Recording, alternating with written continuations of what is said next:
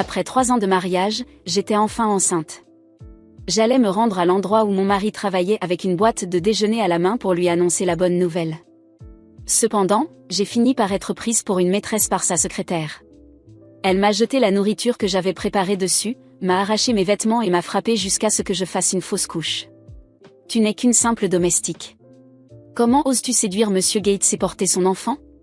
Aujourd'hui, je vais m'assurer que tu subisses les conséquences d'être une maîtresse, a dit la secrétaire.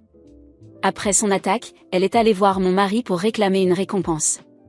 Monsieur Gates, je me suis occupée d'une domestique qui voulait vous séduire. Comment comptez-vous me récompenser? Demanda-t-elle avec arrogance. Récemment, je n'avais pas beaucoup d'appétit et je vomissais tout ce que je mangeais, alors je suis allée à l'hôpital pour un examen. Quand le médecin m'a annoncé que j'étais enceinte, je n'ai pas pu m'empêcher de verser des larmes de joie. Mon mari et moi étions amis d'enfance et nous nous étions mariés après avoir obtenu notre diplôme universitaire, mais nous n'avions pas réussi à avoir un enfant.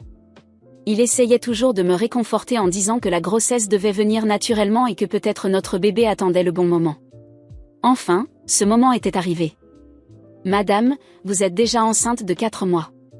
Le fœtus est en bonne santé, mais vous devez éviter tout type de choc externe, m'a dit le docteur avec un sourire bienveillant. J'ai caressé légèrement mon ventre légèrement arrondi et je me suis sentie remplie d'espoir. Pendant longtemps, mes règles avaient été irrégulières et le poids que j'avais pris autour de la taille, je l'avais attribué à une suralimentation. En rentrant à la maison, je n'ai pas pu contenir mon émotion. J'ai préparé un repas et décidé de l'apporter personnellement à mon mari pour lui annoncer la bonne nouvelle. Avec la boîte de déjeuner à la main, je suis entrée dans le bâtiment du groupe Gates. Alors que j'étais sur le point d'ouvrir la porte du bureau de mon mari, une femme glamour m'a arrêtée. « Que fais-tu » a-t-elle demandé d'un ton froid, en me regardant avec mépris. Je lui ai montré la boîte et dit « Je suis venue apporter le déjeuner à Simon ». Devant les autres, je n'aimais pas l'appeler directement mon mari. Elle a poussé un soupir de soulagement et dit avec sarcasme « Ah, donc tu n'es qu'une domestique. Je suis Lily, la secrétaire principale de Monsieur Gates. Donne-moi la boîte et pars. » J'ai secoué la tête. Je ne suis pas une domestique. Je veux remettre le déjeuner en main propre à Monsieur Gates. S'il vous plaît, laissez-moi entrer, ai-je répondu. À peine avais-je terminé de parler que la colère de la femme s'est déchaînée. Elle m'a arraché la boîte des mains et a dit « Pour qui te prends-tu? Tu n'es qu'une domestique et tu penses pouvoir séduire Monsieur Gates. » Elle m'a traîné dans une salle de réunion, a fermé la porte et m'a donné une violente gifle. Mon visage s'est immédiatement enflé et je suis tombée au sol. Avant que je ne puisse réagir, elle m'a donné un coup de pied à la tête. Mon premier réflexe a été de protéger mon ventre. Je ne me souciais de rien d'autre, juste du bébé que je portais. Lily a ouvert la boîte de déjeuner et m'a jeté le contenu sur la tête. La soupe chaude que j'avais préparée m'a brûlé le cuir chevelu, mais je n'osais pas bouger de peur de blesser le bébé. Après m'avoir humiliée avec la nourriture, elle a commencé à me frapper encore plus fort. Finalement, je n'en pouvais plus et j'ai crié « Je suis la femme de Simon ». Tout à coup, tout est devenu silencieux. Le silence dans la pièce était coupant, trop lourd pour être ignoré. J'attendais que Simon vienne en courant à mes côtés, qu'il me prenne dans ses bras, que sa colère s'abatte sur Lily. Cependant, à ma grande surprise, la première chose qu'il fit fut de faire quelques pas vers Lily, qui tremblait encore, les mains sales et les larmes coulant sur son visage. Il la regarda, ses yeux remplis de confusion, semblait-il, d'empathie. « Lily, ça va ?» demanda Simon, d'une voix basse, presque réconfortante. Mon corps frissonna à ces paroles. J'étais là, couverte de nourriture, humiliée, blessée, pire que tout, sentant que quelque chose n'allait pas à l'intérieur de moi. Mon bébé. Je l'avais protégé de toutes mes forces pendant l'attaque, mais la douleur dans mon ventre m'avertissait qu'il s'était passé quelque chose de terrible. Pourtant, Simon semblait plus préoccupé par sa secrétaire. « Simon !» Ma voix trembla, mais elle était pleine de colère. « Tu n'as pas entendu ce qu'elle m'a fait ?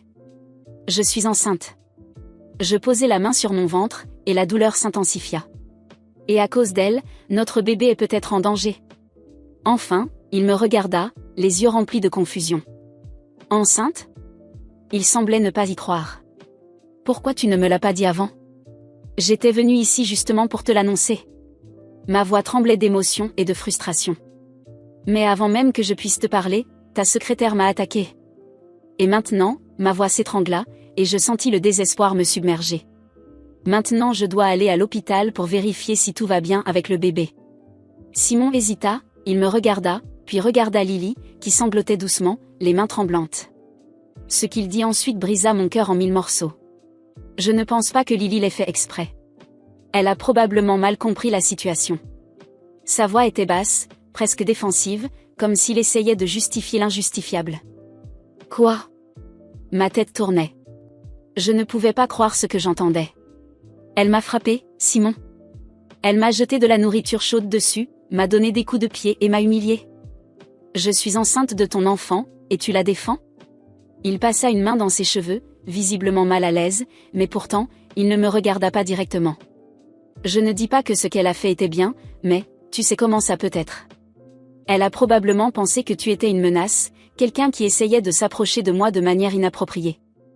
Elle me protégeait. Te protéger ? Le choc transformait ma colère en quelque chose de presque incontrôlable. Tu es en train de me dire que ma grossesse, que le bébé que nous attendions, signifie si peu pour toi que tu cherches à justifier ces actions ? Avant qu'il ne puisse répondre, je ressentis une vive douleur dans mon ventre. Le désespoir monta en moi, et je savais que je devais aller immédiatement à l'hôpital. Je ne peux pas rester ici, murmurai-je, ma voix vacillante. Je vais à l'hôpital. Voir si notre enfant est encore en vie. Je le regardai, espérant, implorant qu'il vienne avec moi. Mais il ne bougea pas. Lily sanglotait en arrière-plan, et son choix était clair. Je sortis de la pièce, le cœur brisé, mais avec une urgence qui surpassait toute douleur émotionnelle. Le bébé. Je devais le sauver. À l'hôpital, le médecin fit rapidement des examens, mais l'expression sur son visage disait déjà tout. Je suis désolé, madame, il commença, mais je ne pus entendre la suite. Mon monde s'effondra à cet instant. Le bébé que j'avais tant rêvé, que nous attendions avec tant d'espoir, était parti. Mon corps tremblait, mais c'était la colère, la trahison, qui dominait mes pensées. Je voulais crier, je voulais tout détruire autour de moi. De retour chez moi, je me sentis étouffée par le silence. Il n'y eut aucun appel de Simon, aucun message, rien. Il savait que j'étais à l'hôpital, et pourtant, il n'était pas venu. J'étais seule, face à la perte de notre enfant, pendant que lui, probablement, était au travail, aux côtés de la femme qui avait détruit nos vies. Je ne pouvais plus supporter cela.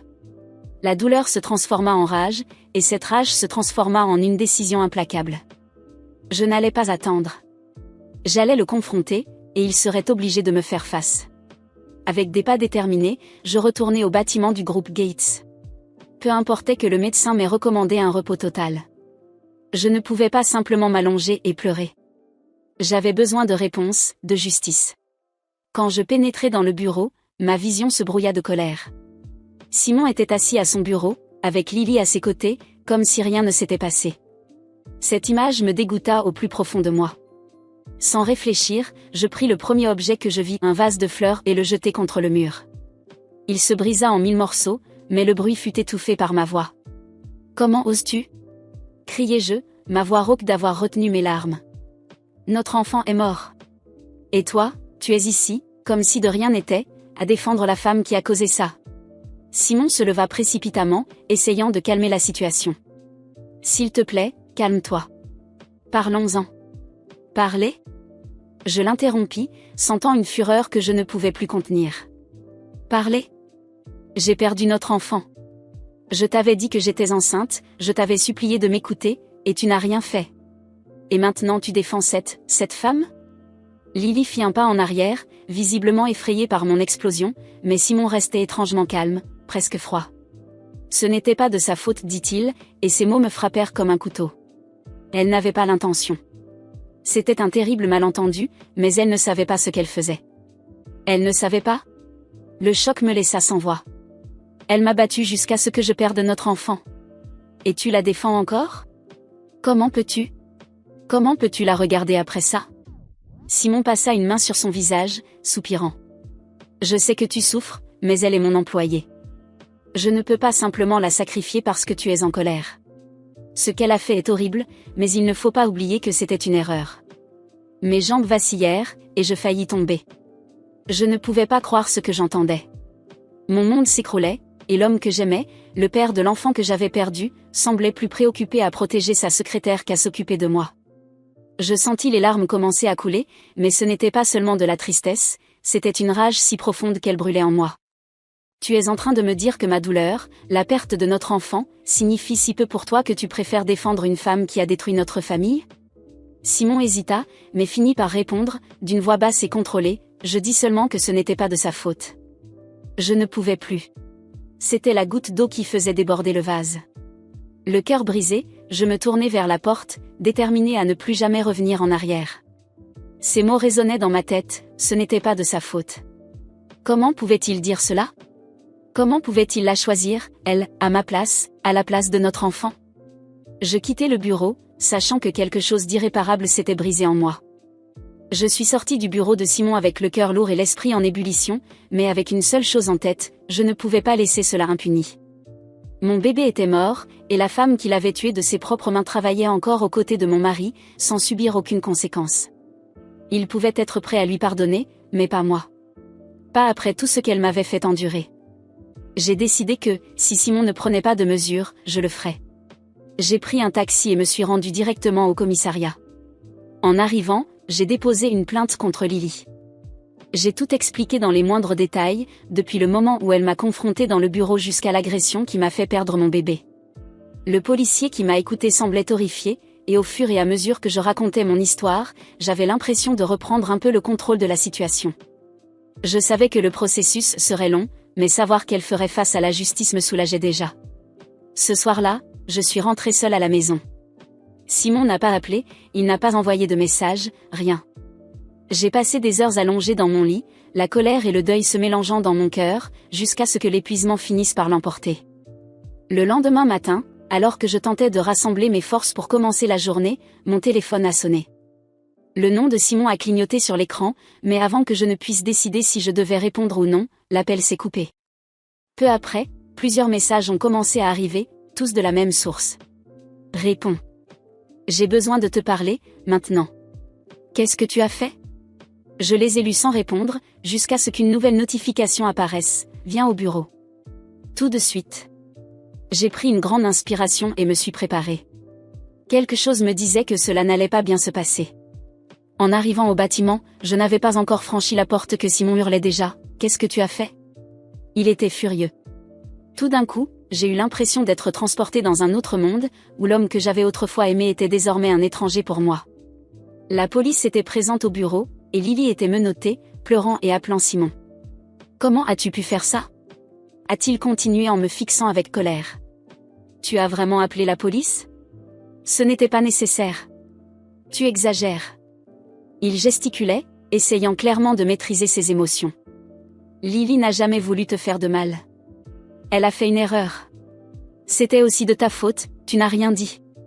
Ces mots m'ont transpercé comme une lame. Il me reprochait ce qui s'était passé? Mon corps s'est figé un instant, et j'ai senti que tout ce que je croyais comprendre commençait à prendre un tout autre sens. Chaque geste, chaque parole de Simon, ses tentatives de justifier Lily, tout devenait clair maintenant. Peu à peu, le puzzle se complétait dans mon esprit. Ils ont une liaison, ai-je pensé. L'idée s'est peu à peu consolidée. Cette protection exagérée, la manière dont il s'était soucié d'elle avant même de me demander comment j'allais. Il y avait quelque chose de plus. Je me suis tournée vers Simon, ressentant une froideur que je n'avais jamais ressentie auparavant. Simon, ma voix était basse, mais ferme. Tu as une liaison avec elle, n'est-ce pas? Il est resté immobile pendant une seconde, comme s'il cherchait les bons mots. J'ai vu son visage se durcir, comme s'il allait nier. Mais, après une longue pause, ses épaules se sont affaissées. Il a hésité, puis a murmuré, oui. Ces 3 lettres ont résonné dans la pièce, et j'ai senti mon cœur se briser. Je le savais. Au fond de moi, je l'avais toujours su, mais l'entendre à voix haute rendait tout cela encore plus réel. Simon, l'homme avec qui j'avais rêvé de fonder une famille, l'homme avec qui j'avais partagé tant d'années de ma vie, avait une liaison avec la femme qui avait détruit notre avenir. La colère bouillonnait en moi, mais au lieu d'exploser, j'ai ressenti une étrange sérénité m'envahir. Je savais ce que je devais faire. Je demande le divorce, ai-je dit, chaque mot sortant avec une fermeté qui m'a surprise. Et je ne veux plus jamais que tu me regardes. Ne t'approche plus jamais de moi. Simon a ouvert la bouche pour parler, mais je ne lui en ai pas laissé l'occasion. Il n'y a plus rien à dire, Simon. C'est fini. Je me suis retournée et suis sortie du bureau, ressentant un mélange de soulagement et de tristesse. En franchissant cette porte, une partie de moi s'était brisée à jamais, mais une autre, plus forte, commençait à se reconstruire. J'ai immédiatement contacté un avocat. J'ai expliqué toute la situation et demandé à entamer la procédure de divorce, en veillant bien sûr à obtenir la moitié des biens de Simon. S'il pensait qu'il s'en sortirait indemne, il se trompait lourdement. Les mois qui ont suivi ont été difficiles. Les audiences au tribunal, la pression du divorce et le sentiment constant de trahison m'ont épuisé. Mais à la fin du processus, j'ai obtenu ce qui me revenait de droit. La moitié de tout. Le verdict a été dur pour Simon, et le voir affronter les conséquences de ses actions m'a apporté un sentiment de justice. Finalement, après des mois de lutte, le divorce a été prononcé, et je suis sortie de cette relation la tête haute, déterminée à recommencer ma vie. Il n'y avait plus de place pour Simon, pour Lily, ni pour cette douleur. J'ai décidé que plus jamais quelqu'un comme lui ne me ferait souffrir. Ce chapitre de ma vie était clos, et je me sentais prête à commencer une nouvelle vie, sans jamais entendre à nouveau le nom de Simon. Aujourd'hui, avec une nouvelle vie devant moi, je me sens plus forte que jamais. Ce que j'ai perdu ne reviendra jamais, mais ce que j'ai gagné en courage et en force est quelque chose que personne ne pourra jamais m'enlever. J'avais recommencé, et plus jamais je ne regarderai en arrière. Même si j'ai repris le cours de ma vie, je ne me suis jamais complètement remise de la perte de mon bébé. La douleur de ce qui aurait pu être me hante encore dans les moments de silence. Parfois, lorsque je voyais une mère avec son petit enfant, je me surprenais à imaginer comment aurait été mon enfant, comment il aurait grandi, le son de son rire, l'éclat de ses yeux. Je savais que je ne pouvais pas changer le passé, mais le vide laissé par cette perte a toujours été là, une marque invisible que j'ai portée avec moi toutes ces années. Avec le temps, ma vie a commencé à prendre une nouvelle direction. Je me suis consacrée à mon travail, je me suis reconnectée avec des amis que j'avais perdus durant le tumulte du divorce et j'ai essayé de trouver la paix dans les petites choses du quotidien. Je me suis reconstruite du mieux que je pouvais. Mais le deuil de ce bébé ne m'a jamais complètement quittée. J'ai appris à vivre avec, comme une ombre constante qui, bien que discrète, n'a jamais totalement disparu. Ce n'est que quelques années plus tard qu'un événement inattendu s'est produit. J'ai rencontré un homme. Un homme bon, gentil et patient. Différent de Simon à bien des égards. Je l'ai rencontré par l'intermédiaire d'amis communs, au début, j'étais prudente. Mon cœur était encore marqué, et j'avais peur de m'ouvrir à nouveau, de faire confiance. Mais lui, avec sa patience et sa bonté, ne m'a jamais forcée. Il m'a montré qu'il y avait encore de la place pour l'amour, pour la confiance, même après tant de douleur. Le temps a passé, et avec lui, notre relation s'est renforcée. Et puis, quelque chose que je n'aurais jamais cru possible s'est produit. J'étais enceinte. Lorsque le médecin a confirmé la nouvelle, j'ai ressenti un mélange d'émotions si intense que j'ai pleuré. Il y avait bien sûr de la joie. Mais il y avait aussi de la peur. Je craignais que, d'une manière ou d'une autre, la tragédie ne se reproduise.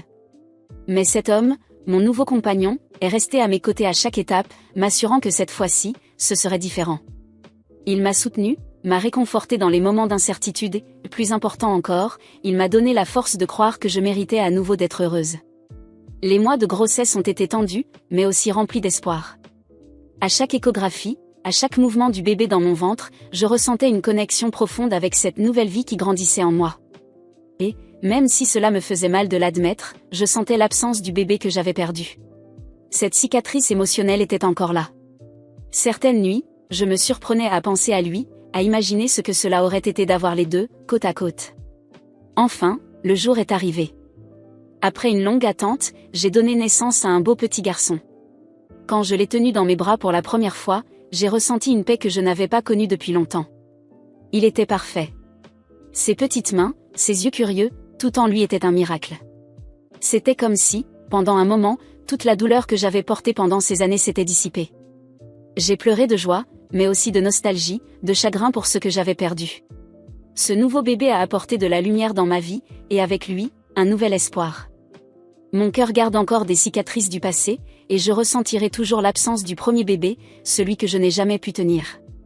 Mais d'une manière ou d'une autre, l'amour pour mon nouvel enfant ne remplace pas cette douleur, il l'accommode simplement, me montrant qu'il est possible d'avoir de l'espoir et d'avancer, même en portant les ombres de ce qui est parti. Aujourd'hui, je suis la mère d'un merveilleux petit garçon, et malgré tout, je suis en paix. Je pense encore au bébé que j'ai perdu, et je le porterai toujours avec moi, dans mon cœur. Mais maintenant, je sais que la vie peut, en effet, nous donner des secondes chances. Avec mon nouveau compagnon et mon fils, j'ai trouvé un bonheur que je n'aurais jamais cru possible. La douleur du passé ne disparaît pas, mais aujourd'hui, elle coexiste avec la joie d'une nouvelle vie, d'une nouvelle histoire.